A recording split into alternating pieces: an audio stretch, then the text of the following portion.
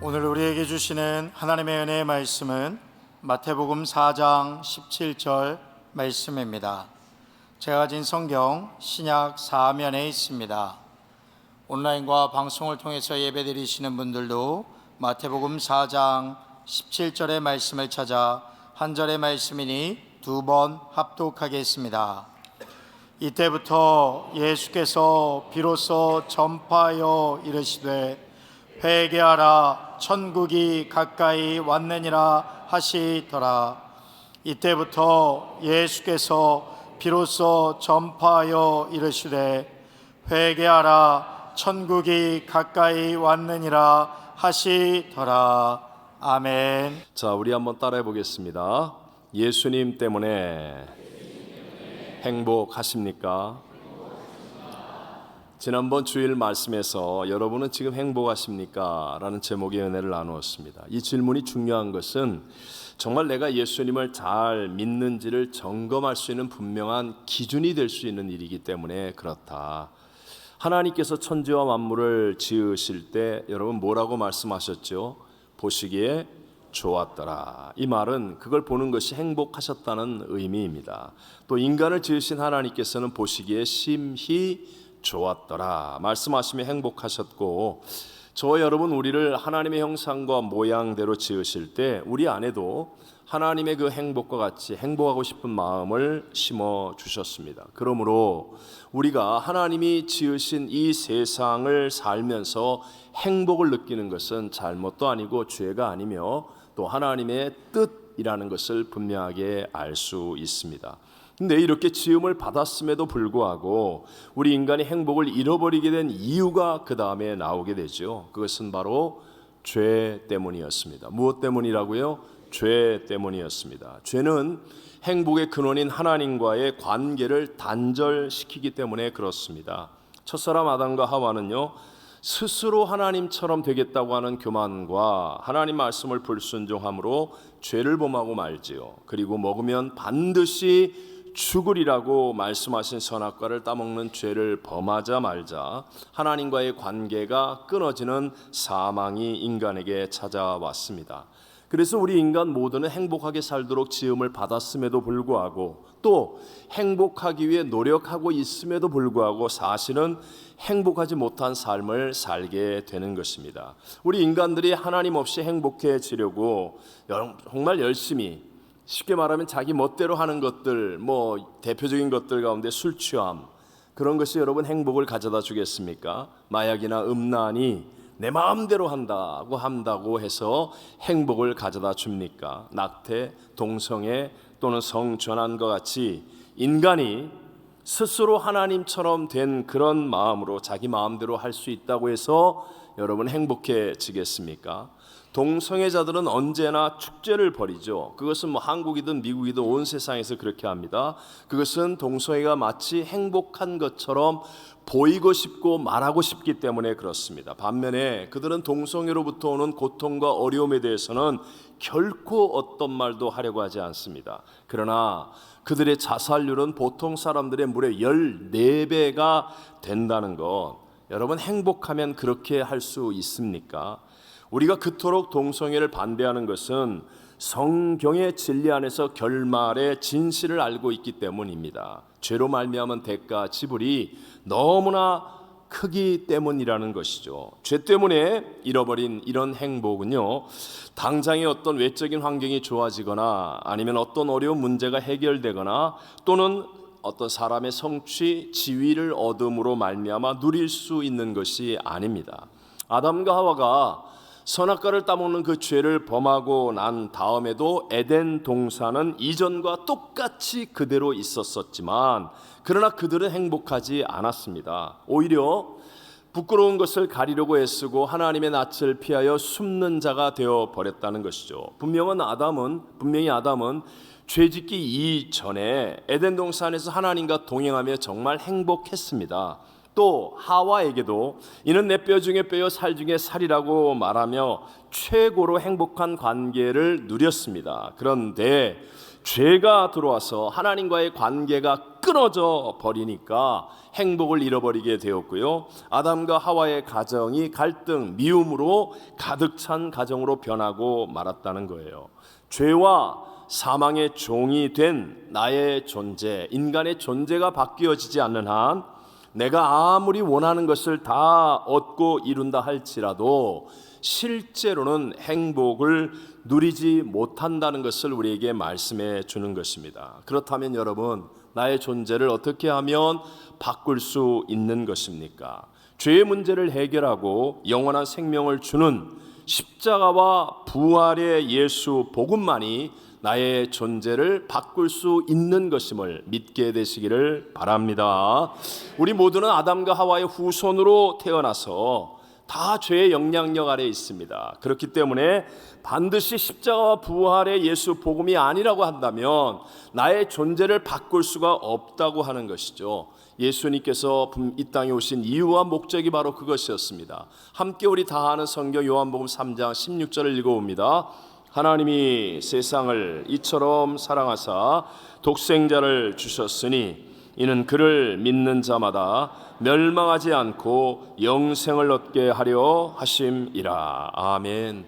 미국인이든 한국인이든 브라질인이든 볼리비아 사람이든 누구든지 간에 예수 그리스도를 구세주로 믿게 되어진다면, 그렇다면 사망에서 영생으로 옮기는 존재의 변화가 일어나게 된다는 것이죠. 믿음과 동의어로 말하는 것이 영접이라는 말이죠. 요한복음 1장 12절을 같이 읽어봅니다. 영접하는 자, 곧 그 이름을 믿는 자들에게는 하나님의 자녀가 되는 권세를 주셨으니. 아멘. 우리가 예수님을 나의 구세주로 믿습니다 하는 것은 예수님을 영접하는 거예요. 내가 예수님 안에 거하고 예수님이 내 안에 거하는 영접입니다. 그러면 내 안에 계신 예수 그리스도 때문에 내 존재가 변화되는 거죠. 바뀌어지는 겁니다. 내가 좋은 학교를 나왔기 때문에, 좋은 곳에서 살기 때문에, 좋은 직장을 다니기 때문에, 좋은 교육을 받았기 때문에 변화되는 게 아니라 내 안에 예수 그리스도가 함께 하심으로 인하여 천지와 만물을 창조하신 하나님이신 예수님 때문에 나의 존재가 바뀌어지는 것, 세상 마귀의 종에서 거룩하고 위대한 하나님의 자녀로 바뀌어지는 것, 지옥에 갈 사망의 존재에서, 종에서 하늘나라의 생명의 자녀가 되는 것이고, 하나님이 예비한 축복과 은혜와 치유를 누리는 존재로 변화되는 것, 이것이 바로 예수님을 구세주로 영접함으로 이루어지는 것인 줄로 믿습니다. 이렇게 내가 예수님 안에 있고 예수님이 내 안에 있는 동행의 믿음이 되어지면, 그러면 우리는 어떤 곳에 있어도, 어떤 상황을 만나도, 어떤 문제를 만난다 할지라도 그 예수님 때문에 행복할 수 있다는 것입니다. 왜냐하면 예수님은 문제보다 크시기 때문에, 예수님은 대적보다 크시기 때문에, 예수님은 불경기보다 크시고 질병보다 크신 분이시기 때문에, 그래서 우리는 예수님을 바라보고 생각하고 예수님이 내 안에 계시는 동행을 체험하게 되어지면, 그러면 세상이 주지 못하는 창조주 하나님이신 예수님께서 우리에게 주시는 참된 소망과 기쁨과 감사와 감격 속에서 행복한 삶, 나는 행복합니다 라고 고백하는 사람이 될 줄로 믿습니다. 더하여서 예수님은 하나님의 성품으로 내 안에서 역사하십니다. 그래서 내게 없었던 사랑, 희락, 화평, 오래 참음, 자비, 양성, 충성, 온유, 절제와 같은 성령의 열매들이 내 삶을 통하여 맺어지게 되는 거예요. 나는 사랑할 수 없었습니다. 나는 화목할 수 없었습니다. 나는 오래 참을 길이 없었습니다. 그런데 예수 그리스도가 내 안에 거하심으로 예수의 영 성령께서 나에게 이런 놀라운 삶의 변화를 일으켜 주시고 이런 아름다운 열매들을 맺게 하여 주시는 것입니다. 그러니까 여러분, 우리가 미국에서 이민 생활하며 아무리 열심히 산다 할지라도 십자가와 부활의 예수 복음을 만나지 못한다면, 그렇다면 우리는 열심히는 사는 사람이 될지 모르지만 그러나 헛수고의 삶을 사는 삶이 될 수밖에 없다는 것이죠. 왜요? 분명하게 죽음과 심판의 문제는 피할 수도 없을 뿐만 아니라, 또는 인간의 힘으로 해결할 수도 없는 것 아니겠습니까? 미국에 산다고 죽음이 없어집니까? 심판이 없어집니까? 히브리서 9장 27절에 말씀하잖아요. 한번 죽는 것은 사람에게 정해진 것이요 그 후에는 무엇이 심판이 있으리라고 성경은 말씀합니다. 오직 우리에게 은혜로 주시는 십자가와 부활의 예수 복음만이 이 사망을 이기고 이 심판을 이기게 하여 주시는 줄로 믿습니다. 에베소 2장 8절은 말씀합니다. 다 같이요. 너희는 그 은혜에 의하여 믿음으로 말미암아 구원을 받았으니 이것은 너희에게서 난 것이 아니요 하나님의 선물이라. 아멘.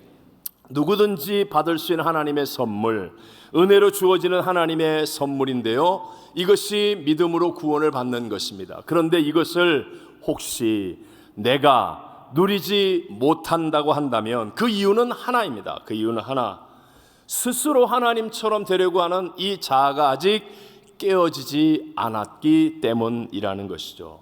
여러분, not I가 안 되면 but Christ가 되지 않잖아요. not I가 안 되면 하나님을 찾는 은혜를 받는 데 써야 되는 모든 에너지를 결국은 자기 자아를 더 강화시키기 위해서 다른 사람들과 비교하고 다른 사람들을 비판하는 데 사용할 수밖에 없는 거예요. 왜 사람들은 다른 사람과 늘 비교하면서 삽니까? 왜 다른 사람들을 비판하며 선악의 분별 속에서 사망의 길을 가는 것입니까? 남들과 비교하는 이유는 자기를 강하게 하기 위해서예요. 자기를 강하게 해준다라고 생각하기 때문에, 또 다른 사람을 비판함으로 인하여서 자기의 자존심을 세우고 강하게 된다고 생각하기 때문에, 범죄 이후로 깨어진 인간의 열등감은요, 다른 사람을 비판함으로 자기가 그와 같은 레벨이 된다고 생각하거나 또는 그를 심판할 수 있는 더 높은 레벨이 된다라고 착각하는 것이죠. 여러분, 그러나 우리가 아무리 다른 사람과 비교하며 더 나은 척하고 더 멋진 척하고 더 잘 사는 척해도, 또 다른 사람을 비판하면서 나는 너보다 더 강한 사람인 것처럼 한다 할지라도 죽음을 이기거나 심판을 이길 수 있겠습니까? 그렇지 않다는 것입니다. 그렇지 않다는 거예요. 오직 하나님의 은혜로 주어지는 하나님의 선물, 십자가와 부활의 예수 복음만이 우리에게 사망을 이기고 심판을 이기게 하며 이 땅을 사는 삶 동안에도 천국이 임하게 하는, 진짜 저와 여러분을 행복하게 하는 길인 것을 믿게 되시기를 바랍니다. 바로 그 일을 위해서 하나님이신 예수님께서 인간의 몸을 입고 이 땅에 오셨다는 거예요. 그리고 이 땅에 오신 하나님이신 예수님께서 첫 번째로 외치신 메시지가 바로 우리가 잘 아는 것처럼 오늘 본문의 말씀입니다. 회개하라. 회개하라. 천국이 우리에게 임하는 하나님의 그 축복의 선물을 누릴 수 있는 자가 되도록 회개하라고 예수님께서 외치셨습니다. 자, 실제로 오늘 신앙생활을 하면서도요, 많은 성도들이 예수님을 믿는다고 하는데 행복하지 못합니다 라고 생각하는 사람들이 있습니다. 그 결정적인 이유는 바로 이것입니다. 회개가 없는 삶을 살고 있기 때문에. 하나님은 그때나 지금이나 변함없이 우리의 삶 속에 뜨겁게 역사하기를 간절히 원하십니다. 그 아들조차도 아끼지 않고 내어주실 만큼의 사랑을 가지고 저와 여러분에게 놀라운 역사를 이루기를 원하시지만, 하나님이 그리하지 못하는 이유는 바로 회개하지 않은 죄가 내 안에 있기 때문에. 그래서 예수님께서는 하나님의 나라가 임하도록 하기 위해서 자기를 강화시키는 것이 아니라 먼저 회개하라고 외치시는 것입니다. 어느 시대나 부흥이 일어나기 전에는 반드시 뜨거운 회개의 운동이 일어났었죠.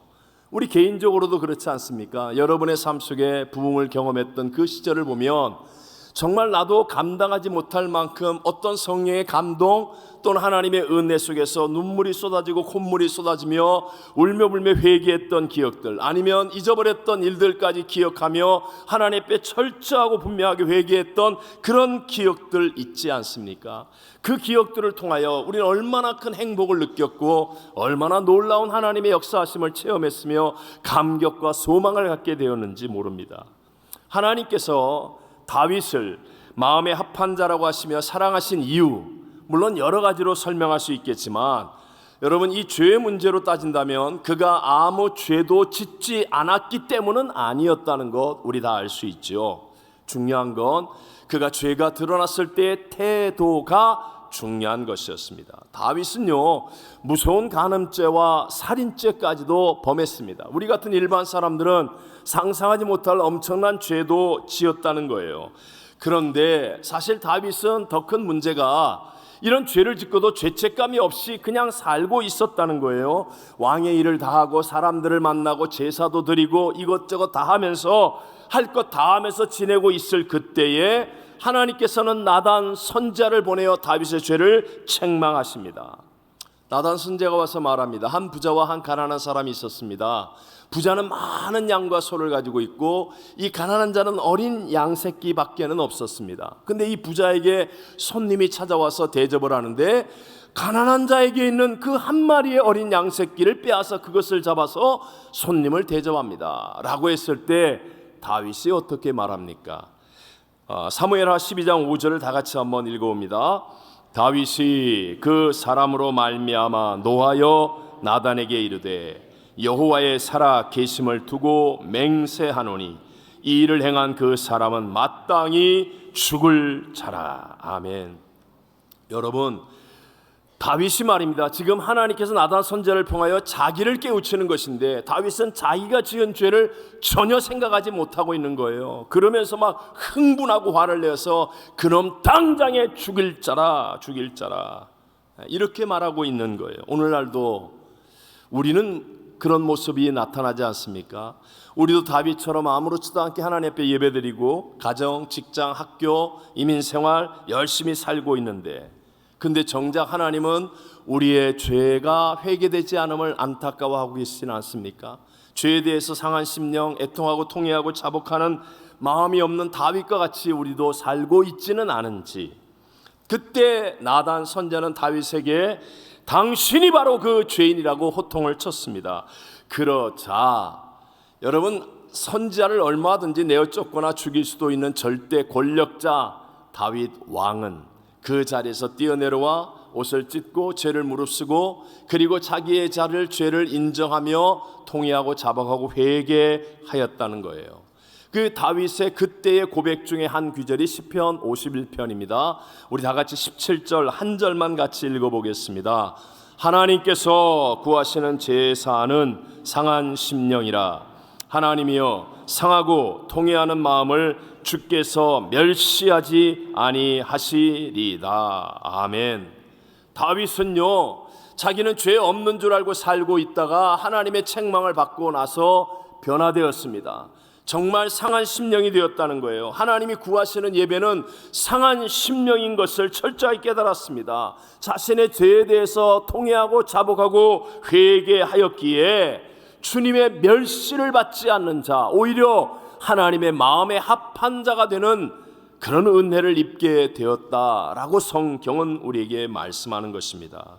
오늘 우리들도 예배도 드리고 사람 만나고 할 일도 다 하고 있지만, 그러나 만약에 나의 삶 속에 주님과의 실제 동행이 느껴지지도 않고 누려지지도 않고 있다면, 분명히 나 교회 다니는데 나도 예수 믿는다고 말하는데 왜 목사님은 예수님이 함께하고 성령으로 충만하다는 것을 말씀하시는데 나는 전혀 그런 감각이 없을까라고 생각한다면, 여러분, 그것은 바로 죄에 대한 상한 심령, 통회하고 자복하는 철저한 회개가 없기 때문입니다. 제가 이번에 브라질 집회 선교 다녀오면서 정말 쉽지 않고 정말 힘든 여행이었습니다. 그러다 보니까 더 깊고 큰 은혜들이 참 많았습니다. 그러나 가장 큰 은혜, 설교를 준비하고 또 이 브라질 집회 선교를 정리하면서 정말 하나님이 제게 주셨던 가장 큰 은혜는 브라질에 불고 있는 성령의 바람을 볼 수 있게 하신 은혜였다. 정말 놀라운 성령의 역사하심을 그냥 이렇게 함께 체험하는 그런 예배들이었습니다. 그러면서 하나님께서는 지금 이 미국에서 나름대로 바쁘고 열심히 신앙생활하고 있는 우리들의 신앙을 돌아보게 하셨습니다. 우린 정말 이 미국의 바쁜 또 복잡한 이 삶 속에서 예수님과 동행하고 있고 내가 성령의 충만함 속에서 예수님과 함께하는 삶을 살고 있는지, 우리는 과연 예수님 때문에 행복합니다. 여러분, 그 아마존 밀림 속에 있는 그 사람들은 정말 예수님 때문에 행복한 사람들이에요. 비행기가 4시간이나 연착해서 그 무더운 날씨에 활주로에 그냥 새벽 아침부터 나와서 11시, 오후 1시에 도착할 때까지 그냥 기다리고 있다가 그냥 환호하고 소리를 지르고 환영하는 것. 물론 시간도 많고 할 일도 없어서 그렇겠지라고 생각할 수도 있겠지만요, 여러분, 시간 많고 할 일 없는 사람이라고 다 그렇게 합니까? 그들이 예배드릴 때의 모습을 보면 그들은 정말 예수님 때문에 행복한 사람들이에요. 제가 가는 교회마다 깜짝깜짝 놀란 것은 이 조그만 시골 도시에서 인구가 27,000명밖에 안 되는 그 도시에서 그렇게 1,000명이나 모여서 집회를 하고 그 많은 지교회들을 섬기고 예수님 때문에 행복한 사람들. 근데 과연 미국에 있는 우리들은 정말 우리는 예수님 때문에 난 행복합니다 라고 고백할 수 있는 신앙생활을 하고 있는지. 실제로 우리 많은 성도들은요, 정말 하루 종일 많은 일들을 하고 살지요. 그리고 저녁이 되면 피곤한 몸으로 집에 들어와서 씻고 또 뭐 TV를 보거나 아니면 핸드폰을 보면서 인터넷에서 하면서 그냥 아무 생각 없이 또 내일을 기약하는 잠을 잡니다. 그날 하루 그 많은 일들 속에서 주님과 나 사이에서 회개할 죄를 전혀 정리하려고 하지 않습니다. 밖에 나갔다가 돌아와서 몸은 샤워하고 씻고 자는데, 그러나 자신의 영혼은 청결하게 하려고 하지 않습니다. 그러다가 어느 순간부터 나 요새 교회를 가도 영 은혜가 안 돼. 찬양을 불러도 힘이 없어. 기도도 귀찮고 하고 싶지도 않아. 정말 하나님이 살아계신 거야? 하나님 정말 나와 함께 하셔? 뭐 이런 지경까지 가게 되는 것이죠. 하나님이 우리를 떠나실까요? 하나님이 우리를 붙잡은 손을 놓치실까요? 그렇지 않습니다. 그 이유는 바로 하나님과 나 사이를 가로막는 죄 문제를 해결하는 회개가 없어지고 있기 때문에. 회개는 마치 교회에 처음 나올 때 한 번 하는 것처럼, 부흥회나 어떤 산상 기도회에 가서 우리 기도원에 가서 뜨겁게 불 받았을 때 한 번만 하면 되는 것처럼 점점 회개가 사라지고 있습니다. 우리 코로나 팬데믹을 지나봤잖아요. 그때 눈에 보이지도 않는 바이러스를 막기 위해서 얼마나 열심히 손 씻었습니까? 진짜 뭐 갔다 오면 손 씻고, 뭐 하면 손 씻고, 만나면 손 씻고, 열심히 손 씻고 마스크 쓰고 얼마나 열심히 했었습니까? 그런데 지금은요, 눈에 보이지 않는 바이러스보다 더 무시무시한 말세에 수없이 많은 죄악이 가득한 세상 속에서 인터넷을 보아도 TV를 보아도 핸드폰을 보아도 온 천지에 죄와 사망의 것들이 가득한데, 그런 세상을 살고 있는데도 불구하고 우리는 영적으로 회개하려고 하지 않는다는 거예요. 그러니까 어느 순간부터 우리의 영혼이 메말라가고 하나님의 그 폭포수 같은 은혜가 나에게 생겨나지 않는 것입니다. 예수님께서 에베소 교회를 향해서 너의 처음 사랑을 잃어버렸다라고 책망하시면서 다른 말씀하지 아니하고 회개할 것을 촉구하십니다. 함께 우리 요한계시록 2장 5절을 같이 읽어봅니다. 그러므로 어디서 떨어졌는지를 생각하고 회개하여 처음 행위를 가지라. 만일 그리하지 아니하고 회개하지 아니하면 내가 내게 가서 내 촛대를 그 자리에서 옮기리라. 아멘. 저는요, 이 말씀 속에서 어디서 떨어졌는지를 생각하고 회개하라는 말씀이 가슴을 쳤습니다. 무슨 의미입니까? 너의 죄를 정확하게 깨닫고 구체적으로 회개해야 한다라는 말씀입니다.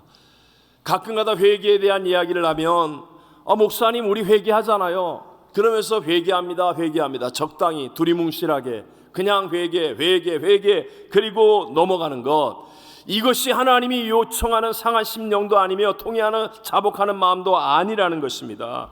하나님이 원하시는 회개는 구체적으로 내가 어디에서 잘못되었는지 그 죄를 깨닫고 그것을 하나님 앞에 실제적으로 통회하고 자복하며 내려놓고 고쳐나가는 회개, 바로 이것입니다. 그래서 저와 여러분, 우리는 하나님과 나 사이를 가로막고 있는 나와의 행복한 삶을, 신앙의 삶을 깨어뜨리는 이 죄가 어디에서부터 생긴 것인지 나에게 깨닫게 하여 주옵소서. 여러분, 성령님을 의지하여 기도해야 됩니다. 왜냐하면 성령님이 그 일을 하시기 때문이에요. 예수님께서 그러셨잖아요. 내가 떠나가는 것이 너에게 유익이다. 이유는 성령이 너희와 함께 하실 것인데, 성령이 오시면 죄에 대하여, 의에 대하여, 심판에 대하여 책망하여 주신다라고 말씀하지 않았습니까? 성령은 내가 미처 깨닫지 못했던 하나님과 나의 사이를 가로막은 죄를 깨닫게 해주세요. 그래서 회개하게 하고 그 회개를 통하여 하나님의 그 놀라운 사랑과 은혜가 내 안에 가득히 넘쳐나게 되어서 나는 예수님 때문에 행복한 사람이다라고 고백하며 승리하는 삶을 살게 해주실 줄로 믿습니다. 19세기의 위대한 복음 전도자 찰스 피니 목사님은 집회를 할 때 마지막 시간에 결신자를 초청하여 이렇게 세웁니다. 이것은 일반적으로 지금까지도 계속하여 내려오는 그런 방법이죠. 예배를 드리고 찬양을 하고 기도하고, 그리고 말씀이 선포된 다음에 그 말씀에 대한 찔림으로 자기가 회개하고 예수를 영접하고 새로운 삶을 결단하는 것. 여러분 중에 자기가 죄인임을 알고 진심으로 예수님의 은혜로 용서받기를 원하는 사람은 일어나십시오. 찰스 피니 목사님 늘 이렇게 얘기하면 정말 많은 사람들이 일어났다고 해요. 그런데 찰스 피니 목사님, 많은 사람들이 일어나면 꼭 이렇게 말했다고 합니다. 여러분 다 앉으세요. 그리고 난 다음에 다시 한번 생각해 보세요. 내가 진짜 무슨 죄를 지었는지 정말 알고 일어난 것입니까? 그러면서 다시 그 사람들을 앉히고는 여러분 가운데 진심으로 내가 무슨 죄를 지었는지 알고 내가 지옥 갈 죄인입니다 하는 분만 일어나십시오. 이렇게 얘기를 한답니다. 여러분, 이게 사실 저도 집회를 이렇게 하면 이게 쉬운 말이 아니에요. 우리는 어떻게 하든지 한 명이라도 더 일어나게 하기 위해서 다 눈 감으라고 그러잖아요. 눈 감으세요. 눈 감으세요. 쳐다보지 마세요. 보지 마세요. 그러면서 막 이렇게 은밀하게 한번 살짝 손 들어보세요. 뭐 좀 더 들어보세요. 그 다음에 일어나 보세요. 이렇게 막 억지로 유도하지 않습니다. 유도. 그런데 찰스 피니 목사님은 정말 자신이 죄인임을 확실히 깨달은 사람만 일어나라고 하는데요. 그런데 이 일을 통하여 엄청난 하나님의 역사가 일어나요. 구령의 역사, 성령의 새바람이 부는 역사가 일어나게 되었다는 것입니다. 여러분, 우리가 예수를 믿는 자입니다. 그렇다면 우리는 반드시 잃어버린 하나님의 행복을 찾아야 되는데, 그러기 위해서는 반드시 회개하고 믿어야 합니다.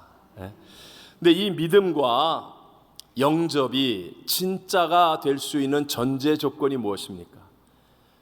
내 믿음, 예수를 믿는 믿음, 예수를 영접하는 이것이 진짜 믿음이고 진짜 영접이 될 수 있는 전제 조건은 내가 바로 나의 죄 때문에 지옥에 갈 존재라는 것을 확실히 깨닫는 거예요.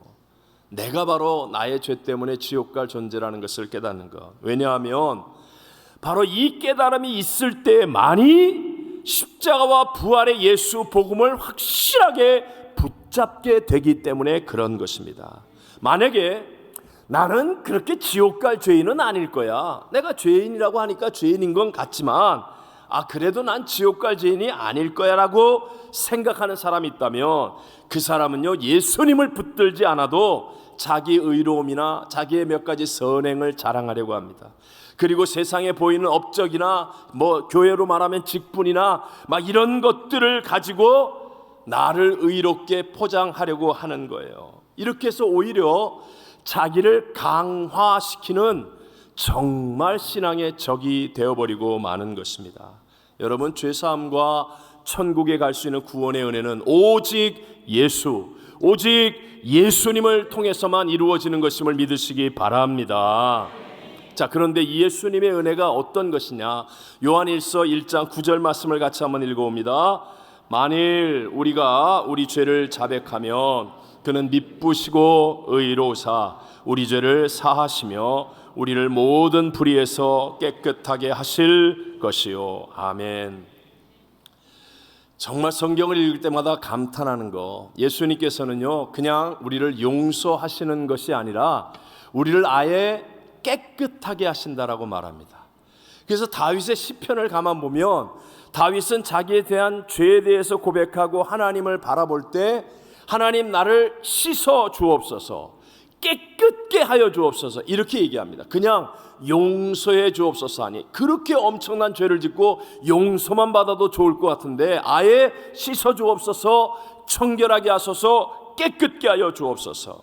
여러분 세상에서도 죄를 짓게 되면 대가를 지불하고 용서를 받지 않습니까? 그렇지만 전과자라는 기록이 남기도 합니다.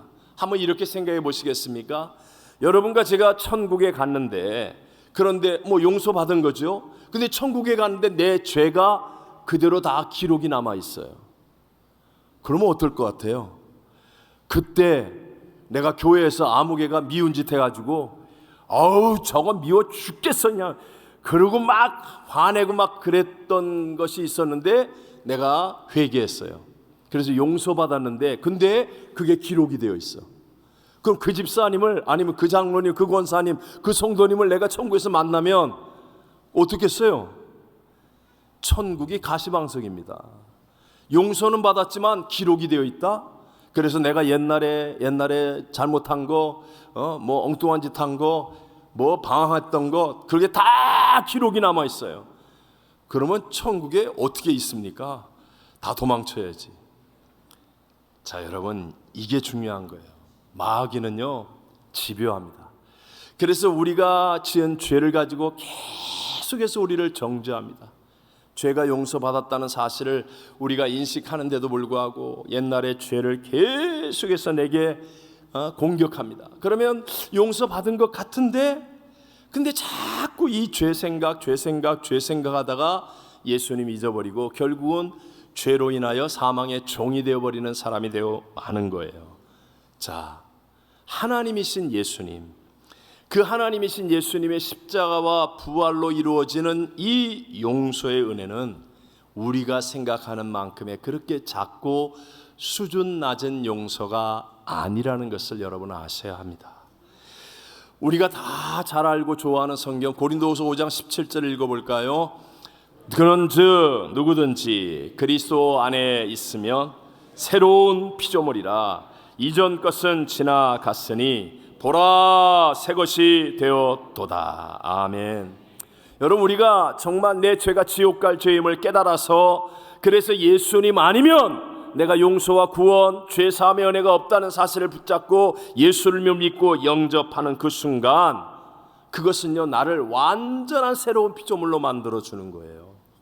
예수님은 예수를 믿었더니 내 안에 잠재되어 있었던 내가 미처 몰랐던 어떤 능력이 조금 더 개발되어지고 나에게 있는 긍정적이고 좋은 것들이 더 많이 드러나서 나의 삶이 개선되어지고 조금 더 나아지는 삶을 산다. 물론 이런 부분도 없지 않아 있겠죠. 그러나 이 정도가 아니라는 거예요. 예수님은 하늘과 땅과 모든 것을 창조하신 하나님, 없는 것을 있는 것처럼 부르시고 죽은 자도 살리시는 하나님이신 것을 믿으시기 바랍니다.